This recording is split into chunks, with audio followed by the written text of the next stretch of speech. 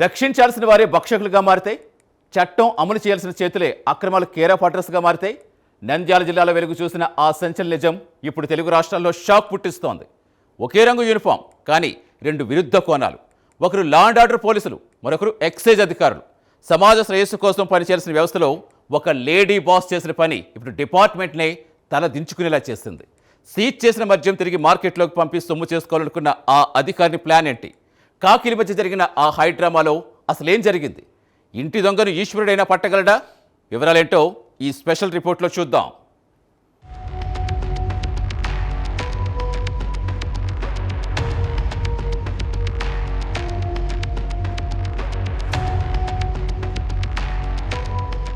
తేదీ ఏప్రిల్ 27.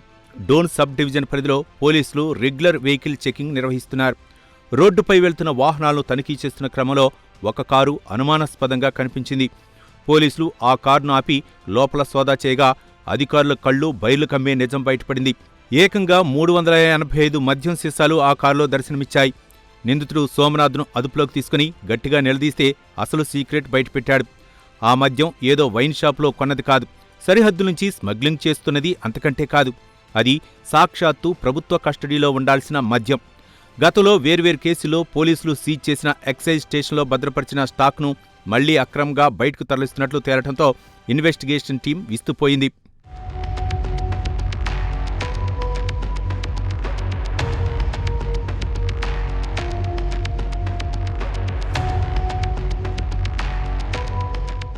ఇక్కడే అసలు క్రైమ్ డ్రామా మొదలైంది.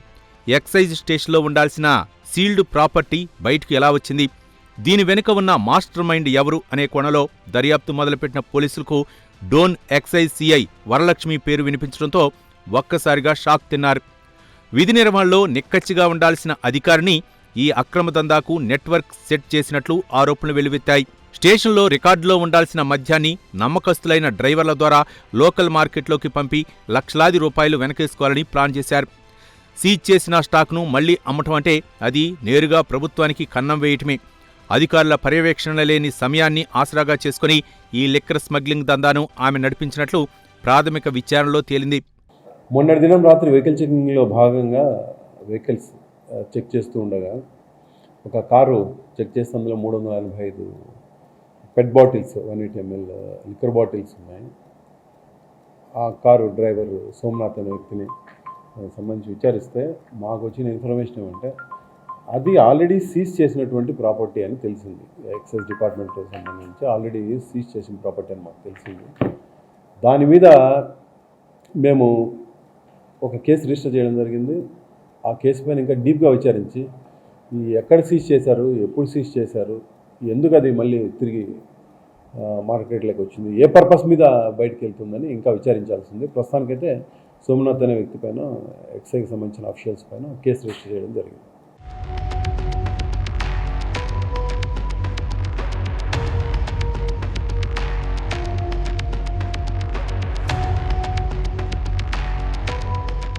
ఈ వ్యవహారం కాస్త ఉన్నతాధికారుల వరకు వెళ్లడంతో నంద్యాల జిల్లా ఎక్సైజ్ సూపరింటెండెంట్ రవికుమార్ స్వయంగా రంగంలోకి దిగారు.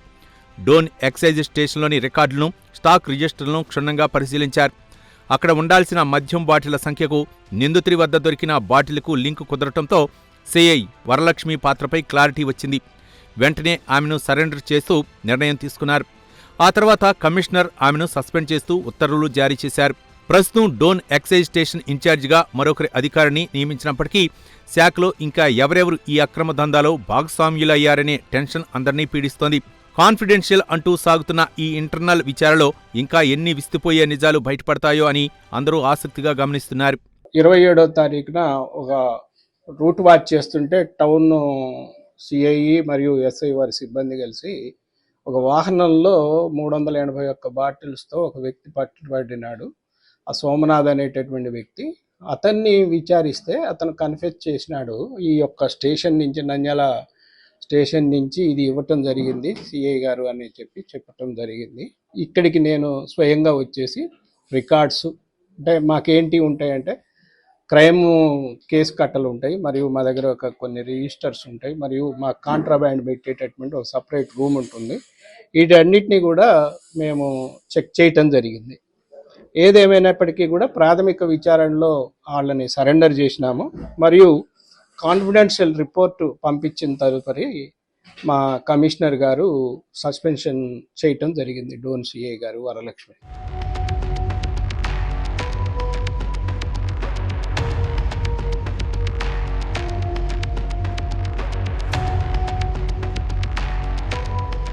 పోలీసులు ఈ కేసును అత్యంత సీరియస్గా తీసుకున్నారు.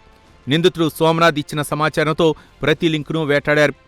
ఒక క్రైమ్ సీన్లో లభించిన క్లూస్ నేరుగా ఎక్సైజ్ స్టేషన్ గేట్ల లోపలికే దారితీయటం పోలీసులను సైతం ఆశ్చర్యానికి గురిచేసింది.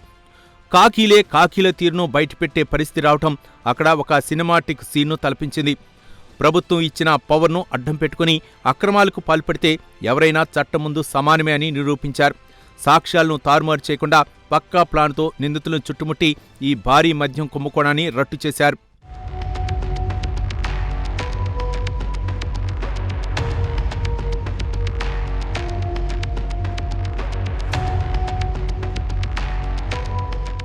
చూసారుగా, కంచే చేను వేస్తే కాపాడేదెవరు? వ్యవస్థల్లో పురుగుల్లా చేరిన ఇలాంటి కొందరు అధికారులు మొత్తం డిపార్ట్మెంట్కే చెడ్డ పేరు తెస్తున్నారు. అక్రమ సంపాదన కోసం అడ్డదారులు తొక్కితే చివరకు మిగిలేది కటకటాలే అని ఈ ఘటన మరోసారి నిరూపించింది. అక్రమార్కులకి ఇది ఒక గట్టి హెచ్చరిక. ప్రజలు కూడా ఇలాంటి అక్రమ వ్యవహారాల పట్ల అప్రమత్తంగా ఉండాలి.